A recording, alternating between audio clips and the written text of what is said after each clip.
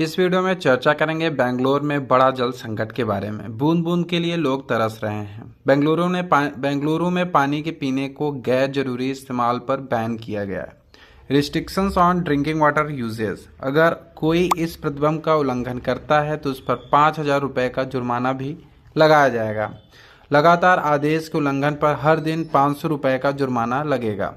आइए जानते हैं डिटेल में। बेंगलुरु में बढ़ते तापमान और बारिश की कमी के कारण भूजल स्तर में कमी आई है। शहर में पानी की बर्बादी को रोकने के लिए सख्त कदम उठाए गए हैं।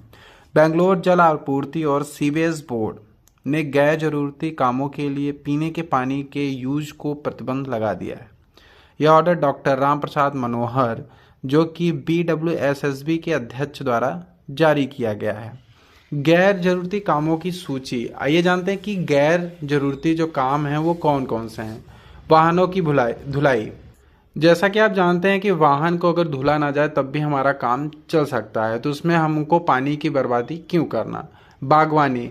अक्सर पेड़ों को बागवानी करते हुए जो पानी हम ज़्यादा यूज करते हैं उसको भी कम करके हम पानी की बर्बादी को रोक सकते हैं। बिल्डिंग और सड़कों के निर्माण में बहुत सारा पानी यूज होता है, उनको भी हम कंट्रोल कर सकते हैं। मनोरंजन के लिए फव्वारे और सजावट। आपने कभी देखा होगा कि कहीं भी जैसे लॉन या रेस्टोरेंट वगैरह में जाते हैं तो वहाँ पे मनोरंजन के लिए फव्वारे और इस तरह की चीज़ें चलती हैं। इन सब चीज़ों को भी हम गैर जरूरी कामों में जोड़ सकते हैं। अक्सर देखते हैं कि रोडों की सफाई भी पानी के उपयोग से किया जाता है, जो कि बहुत पानी की उपयोगिता का दुरुपयोग है। इसको भी कम किया जा सकता है या खत्म किया जा सकता है। इन कामों के लिए पीने के पानी का उपयोग अब प्रतिबंध किया जाएगा। आइए जानते हैं कि बेंगलुरु में जुर्माना और दंड क्या है। जिस तरह से अध्यक्ष ने आदेश जारी किया है, आदेश का उल्लंघन करने पे 5,000 रुपये का जुर्माना तो लगेगा ही, और बार बार उल्लंघन करने पर इसको अतिरिक्त दंड के रूप में प्रतिदिन 500 रुपये भी जुर्माना लगाया जाएगा। आपको बता दें कि केवल मॉल और सिनेमा हॉल को पानी के इस्तेमाल की मंजूरी दी गई है। बेंगलुरु जल आपूर्ति और सीवेज अधिनियम क्या है। यह प्रतिबंध बेंगलुरु जल आपूर्ति और सीवरेज अधिनियम 1964 की धारा 33 और 34 के तहत लागू किया गया है। हमें पानी का सही उपयोग करना चाहिए। WBSSB ने लोगों से पानी का सही तरीके से यूज करने के लिए अपील की है। अधिकारियों ने कहा कि यह कदम शहर के बढ़ते जल संकट से निपटने के लिए बहुत ही कठोर कदम है। इसको जरूर लागू करें। अगर कोई आदेश का उल्लंघन करता पाया जाए तो उसे बेंगलुरु जल आपूर्ति और सीवरेज बोर्ड के कॉल सेंटर नंबर 1916 पर सूचित किया जा सकता है। भारत के कई राज्यों और शहरों में जैसे महाराष्ट्र, राजस्थान, गुजरात, उत्तर प्रदेश, तमिलनाडु, दिल्ली, पंजाब जल संकट को देखते हुए जल संरक्षण के लिए इस तरह के नियम और आदेश लागू किए गए हैं। जल संकट का भविष्य क्या है। रहीमन पानी राखिए, बिन पानी सब सून, पानी गए न उबरे मोती मानस चोर। पानी का संकट, global impact. Iran, Chennai, Cape Town, Brazil जैसे देशों में पानी की कमी के कारण भीषण सूखा और विरोध प्रदर्शन हुए हैं। जलवायु परिवर्तन का बहुत ही गंदा असर पड़ता है। बढ़ते तापमान के कारण बाढ़ और सूखा दोनों घटनाएं बढ़ रही हैं, जिससे जल स्तरों का दबाव बढ़ रहा है और जल स्तर दिन प्रतिदिन नीचे जा रहा है।